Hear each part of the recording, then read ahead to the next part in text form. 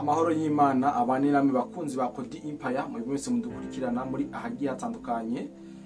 Reka mu nkunde ndabaramutse ndabaye n'ikaze muri kino kiganiro caca gatondo igerekerezo rya 14 ukwezi kwa gatandatu mu mwaka turimo. Reka maze nifurize umunsi w'Imana mwiza abawemera bose nizere ko mwaramutse inkore ndetse abatari bake muriko muri suganya ndetse abandi bamaze kuja gusenga atakibazo. Na kimwe kiganiro nje ndabazaniye inkuru novuga yuko itari nziza mu gihugu cy'u Rwanda, aho mu joro ryakeye humvikanye amasaso mu bice bigiye bitandukanye tugiye kubabwira, ariko tutaramenya ikiriko kirava. Ariko mu kiganiro turaje tubabwire ndetse tunarabire hamwe aya masaso yumvikanye mu gihugu cy'u Rwanda inyuma y'imyaka itari miki atasaso yumvikanye mu gihugu cy'u Rwanda. Mbega bimeze gute, byifashe gute? Aya n'amakuru tuko turakora mu bamwe mu banyarwanda abasanzwe baba mu bice byavugiye mu masaso. Ntawuzi karabasuma, ntawuzi yuko ari ibicanga ibindi, ariko turaje tubabwire ibiriko biravugwa bishobora kuba ari byo byatumye ayo masaso yumvikana mu bice bigiye bitandukanye ngaha mu gihugu cy'u Rwanda. Turaje tubabwire muri kino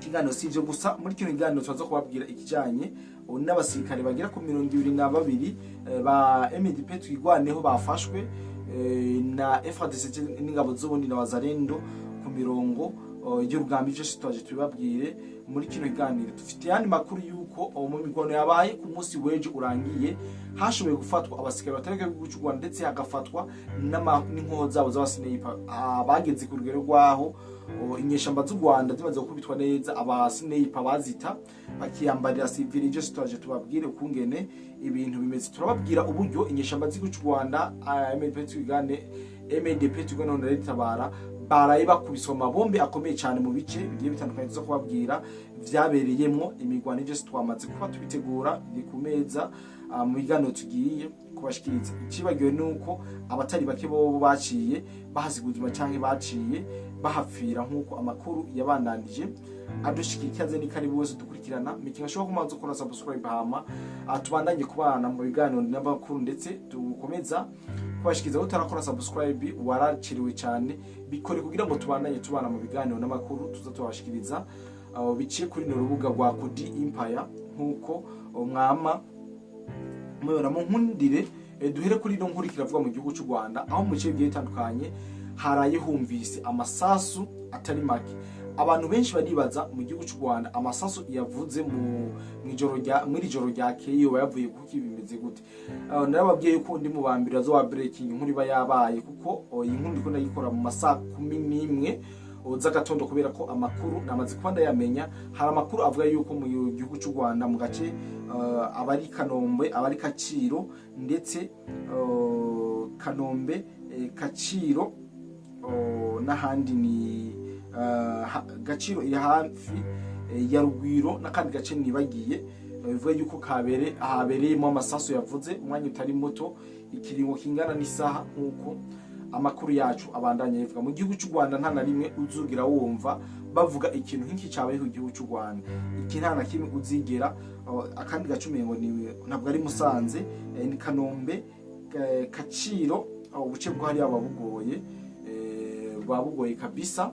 Ariko reka tuvuge ubwo buce bugira kuri butatu nibwo bivuga yuko humvikanye amasasu yavuze mu ijoro ryakeye mu gace kitwa Kaciro, ni hafi ya Rugwiro, hafi y'inzongo z'aba ministeri, niho hashoboye kuvuga amasasu. Ndetse amasasu akaba yahereye ngaha za Kanombe avuga ari me cyane. Abenshi bakibaza ati mbega kiniki bivyo bimeze gute, ari byabereye hafi ya presidence iyo bari kudeta igira ibe mu gihugu cy'u Rwanda. Ndibaza yuko ivyo bintu ugerageje ko vyumva nta nguvu bigira. Abandi bakavuga ati bo arabasuma baba batindetse bakarasa kugira ngo bashobore gukiza amagara yabo. Ibi byose nta mahigwe bifise. Abandi ati boba arabagizi ba nabi barashe kugira ngo bashobore kugira ibicanke ibindi. Byose nta mahigwe bifise, ariko turakeneye kumenya ukuri kwa nyako. Eske tuza kumenya gute byagenze gute ukuri kwa nyako muri ivyo bintu kumeze gute? Ukuri kwa nyako twobabwira nuko morindira ukuri tuza kubatohoriza kugira ngo bashobore kubabwira ukuri kose. Ndazi yuko tuza kumenya ukuri kw'icatumye ano masasu avuga. Turaza kumenya ukuri nubwo mu gihugu cy'u Rwanda bigoye kugira ngo tuze kumenya ukuri. Murabizi neza yuko bo bafukafuka ibintu ku rugero rudasanzwe. Ibi byose ndazi neza yuko tuzakomeza kubatohoreza tumenye ukuri kw'iho biragenda ku mirongo y'urugamba ndetse nuko byifashe inkuru muyimbikire, ariko hari amakuru avuga neza mu gihugu cy'u Rwanda bapanze cyangwa biriko biravugwa yuko yoba ari amafireworks yaba yaturikijwe mu minsi mikuru. Murabizi yuko amafireworks yaturitse aturika nk'inkoho canke abenshi mu bibona bidugaje, nta wamenya rero neza yuko ivyo bigoba ari ukuri, ariko bamwe mu bavuga ukuri kwibera mu gihugu cy'u Rwanda baravuga yuko ari amasasu u Rwanda goba kwateguye agatsiko canke agatwiho kugira ngo bashobore kuvuga yuko ari amafireworks boba barashe hejuru kubera ngo umunsi mukuru. Aya n'amakuru ava mu gihugu cy'u Rwanda dukomeza kubatohoreza, singomba kuyatindaho kuko dufise byinshi tugomba kuyaga kujanye n'imirongo y'urugamba. Mu nkundire mufata agatebe kabisa minota 10 tugiye kubana kugira ngo mushobore gutahura, dushobore kubabwira ivy'imirongo y'urugamba uko bifasha mu minembe. Ku munsi w'ejo twarababwiye uko ngene ibintu biko biragenda muri rusange, ndetse abatari bake twanye mu biganiro twarashoboye kugira turababwira andetaye uko bimeze. Abandi batari bake mwarumvise ubutumwa canke impanuro zabene igihugu b'abakongomani bagiye baratekerera abanyamurenge bari hariya mu minembe kudajyana nyabahuru cyane gukorana na leta y'u Rwanda. Iki ni kiganiro kiza gukurikira iki tuzakubashirira mu gihe cy'isaha 2 z'agatondo, muze kuba mwaciteguriye kugira ngo mushobore guca mu kironka atakibazo na kimbere. Rero mu minembwe centre ahari hasigaye agaposition kamwe ka M23 twigwana, twababwiye kare neza yuko M23 isigaranye ibice gito cyane, ariko tubabwira neza yuko FARDC yo yigereye ku birometero bigera kuri 2 gusa kugira ngo ishobore kwinjira muri centre ya Minembwe. Ibi twababwiye ndetse tubabwira n'impungenge yatumye FARDC itavasa n'ingabo zondi na wazarendo zinjira direct muri centre ya Minembwe. Ibi twababwiye, ariko amakuru mabi atashe mu gihugu cy'u Rwanda, agaposition kamwe bivuga yuko kagasigaye ka M23 twigwaneho, agaposition kamwe kagasigaye biriko biravuga yuko akagaposition kari gasigaye mu migwano yariko irahabera indege yakarashi kabisa ikagira ubunwenwe, ndetse bamwe bakomeretse abandi barahasiga ubuzima. Umwe mu barongozi ba RDF M23 twigwaneho muri Ho Plateau uwo bita Majoro Bibagwa yahasize agatwe ari kumwe n'abandi benshi cyo kimwe n'inkomere nyinshi byashoboye kukaga. Ndibaza mu cyamuvye mu cyamuna bitahura cyane ako hano ndabifise kwisanamu ako gace aho kari gasanzwe kari aha muri Minembwe centre. Indege ya FARDC yaje iragaturitsa sawa irakamenagura mu buryo budasanzwe. Imaze kugaturitsa abasikare batari bake batwigwaneho na Red Tabara bahasize ubuzima. Kimara kwasiga ubuzima hari mu majoro yitwa Bibagwa nawe bivuga neza ko hasize agatwe muri iyi bombardement yabereye ngaha muri kano ga position kamwe ka M23 twigwaneho kari gasigaye FARDC yamaze kukarunda. Nta wamenya neza yuko FARDC yuba yamaze kwinjira muri Minembwe centre. Kuko murabona kino gano ndakibahaye kare, nta uramenya neza ko FARDC yuba yamaze kwinjira muri Minembwe centre, ariko turaza gukomeza guhiga ukuri kw'ibiko biraba. Eske yuba yinjiye bimeze gute? Nyamba yakubise aka position kari gasigaye hasigaye iki kugira ngo FARDC na wazayendo n'ingabo z'u Burundi binjire muri Minembwe centre, ariko sugufa kwinjira. Hari abene gihugu kandi bashobora kwinjira akabera imigwano ndetse igahitana ubuzima bw'abene gihugu batari bake, kandi biza kurangira vyagirijwe leta ya Kongo. Iyi niyo mpamvu novuga yuko bateza kwinengesera kugira ngo bashobore kwinjira muri Minembwe centre, ntihagire abashobora duha kugira ngo bashobore kwinjira. Rero ngaha aga position ka twigwano kari gasigaye kabisa, murumva ivyagashikiye ni ivy'abana bataguma hamwe, ivyagashigikiye umugani wa babandi ni ivy'abana bataguma hamwe, kuko bagakubise barakabombarda kabisa. Abandi bakomeye bavundurutseho biruka, abandi barakomereka, ndetse n'abandi barahasiga ubuzima nkuko amakuru yacu abitubwira. Ibi vyabaye ku mugoroba w'igerekerezo rya 13.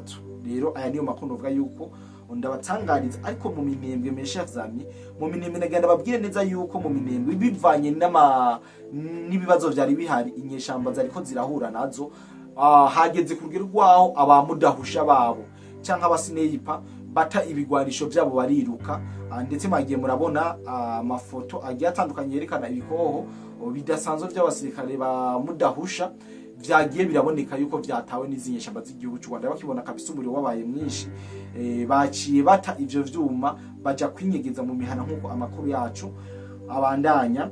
abivuga rero M23 baciye bahunga bati nkoho kugira ngo bashobore gukiza igufa. Bakeneye amafoto y'ivyo bigwanisho ndaza kuyababwira. Ariko ku rundi ruhande dufatiye ku binyamakuru bigiye bitandukanye nka za localité sanzo zikorera muri ubusego bw'igihugu ca Congo, baravuga yuko plusieurs morts côté Robert M23 à Minembwe et plusieurs blessés et tout généraux du M23 ont changé de tenue pour devenir des civils. Murumva neza yuko impfu zitari zike zinyeshamba z'u Rwanda zabonekanye mu mirwano yabereye hariya mu Minembwe, ndetse n'abandi batari bake bashoboye gukomerekera muri ino mirwano.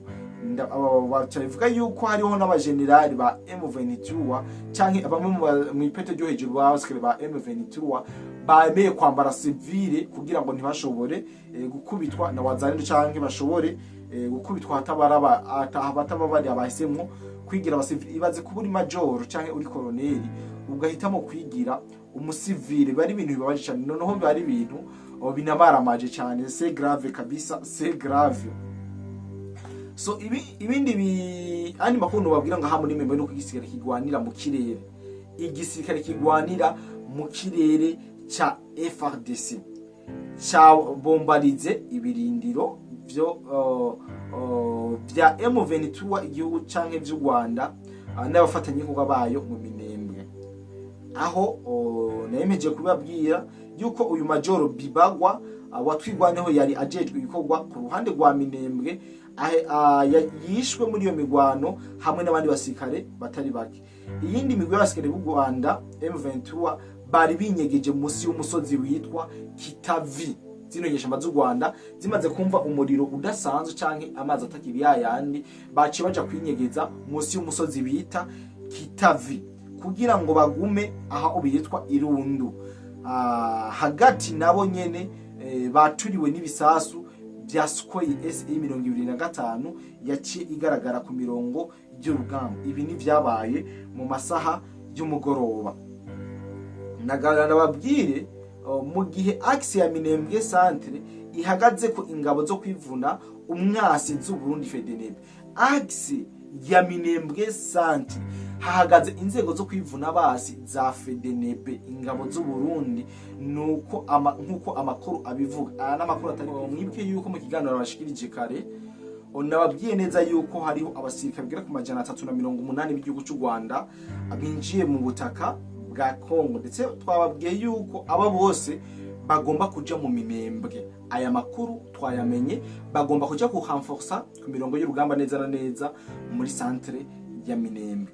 Ariko byavuzwe neza yuko kugira ngo bashikeho neza atankomanzi babanza kwigarubiramwo imice ibiri, ndetse abasikari 170 bashoboye guca baca ikaziba, abandi nabo 210 baca aho bitwa muri Rubambo kugira ngo Rubambo bagere aho bitwa muri Rurenge. Aya makuru nta nabashikirije, ariko amakuru twizeye yize amaze kuronka nuko abasikari b'igihugu cy'u Rwanda batarashika mu Minembwe, atasinyare yuko ibi warashika mu Minembwe, kubera ko mu Minembwe bariko barakubitwa nk'akabwana kabisa, kuko nta wamenye neza yuko kino gisirikare nicamara gushika mu Minembwe imirongo iza y'urugamba iza guhinga, kuko n'abasikare benshi cyane bivuga yuko mbere ari n'aba special force b'igihugu cy'u Rwanda nabo bamaze kuba bavyifatime kugira ngo bazi guhangana n'ingabo z'abarundi. Mwumvise ziri kuri axe ya Minembwe, bazi guhangana n'ingabo z'undi hamwe na FARDC na wazalendo. Ariko FARDC yoyo murumva iguma yigarurira ubuce,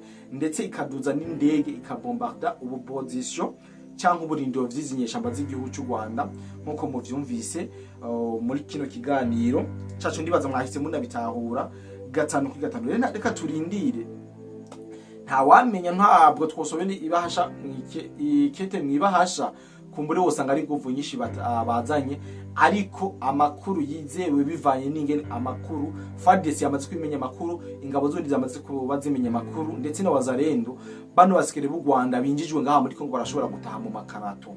Ibi nije ndebabwiye, barashobora gutaha mu makarato kubera ubugamba gwamaze gushuha. Urugamba rwamaze gushuha sawo gutuma umwana. Aba basikare b'igihugu cy'u Rwanda tuzobabwira uburyo bazosoka bonyene, abatazohera ngaha muri Kongo ndazi neza yuko bazosorwa mu makarato nkuko nari ntanguye kubibabwira. Ariko reka turindire imirongo y'urugamba, naho ziko ari ingufu zidasanzwe bazanye kugira ngo bashobore guhangana ndetse bashobore kugira resistance ngaha muri Minembwe, bashobore kwifatira bagumane Minembwe centre. Ariko amahirwe ni make cyane kuko twamaze kuba tubibona neza yuko hari gucika intege mu ndongozi z'umuhari wa Twigwaneho, hari gucika intege mu ndongozi za Red Tabara, hari no gucika intege mu ndongozi za M23. Mwabonye kare twaberetse ubutumwa bwa bamwe mu basirikare bariko barasaba abashefu babo kugira ngo bave ku mirongo y'urugamba, bahunge bave mu Minembwe, kubera ko FARDC na Wazalendo kabisa yamaze gukameza, igomba kubica bose, ibamara zino message nazibasangije, ndibaza yuko mu bitahuye. Rero bimaze kugenda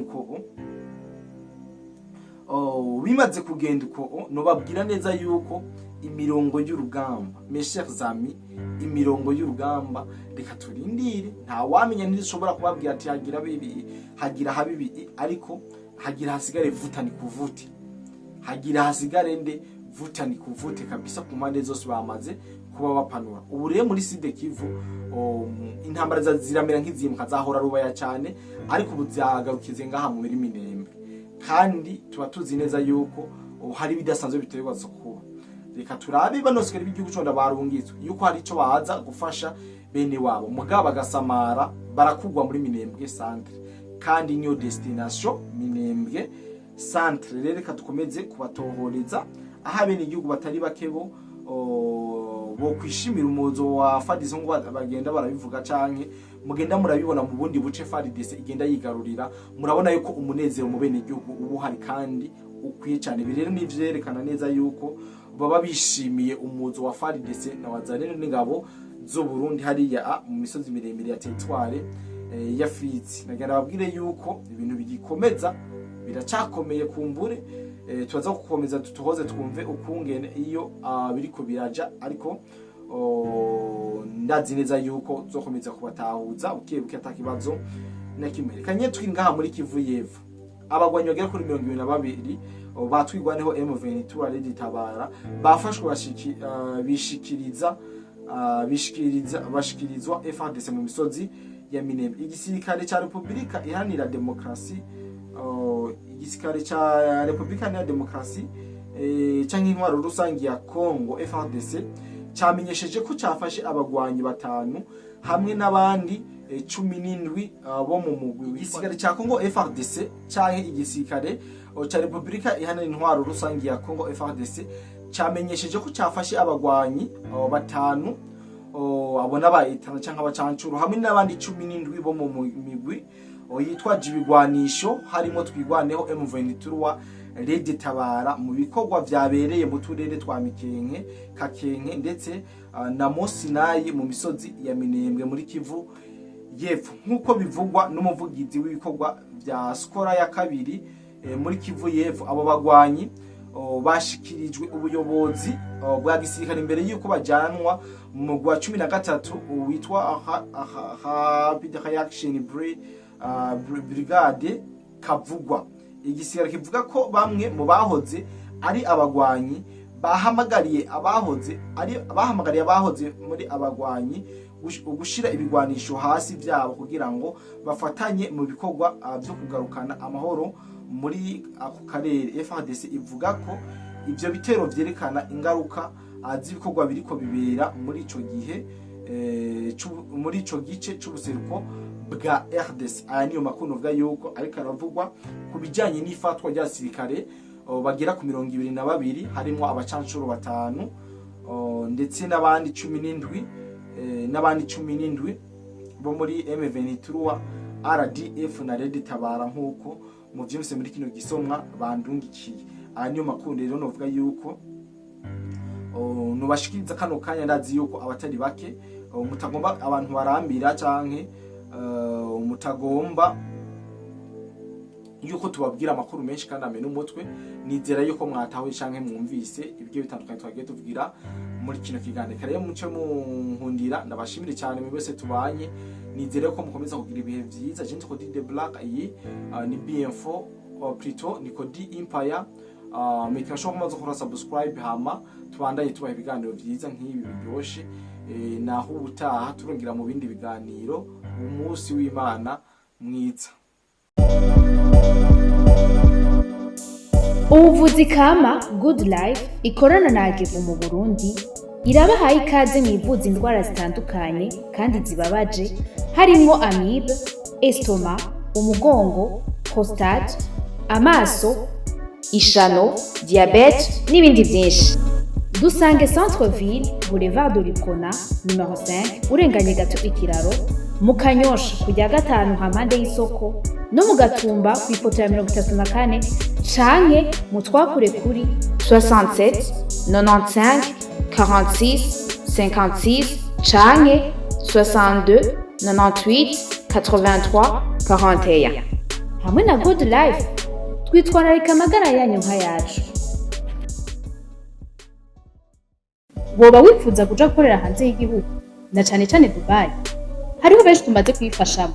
Akabijya kacu tubafasha kuronka visa byoroshe no kubaronkera ubuzi tubaronkera n'ubukurikira: ubwubatsi construction, ubushoferi driving, gushikana ibintu ku mukiriya delivering, gukora mu bubiko bunini bw'amasosiyete warehouse, gucungera ingo amasosiyete n'ibindi abo twita aba security. Hejuru y'ibyo tubafasha kuronka visa byihuse kandi ku kabeyi katavuna. Dusange muri Mairie de la Ville, bureau numéro 6, canke mutwakure kuri +971 50 88 13 005 canke +257 79 90 29 73. Kuronka akazi hanze y'igihugu biroroshe cane, hasigaye amahitamo yawe.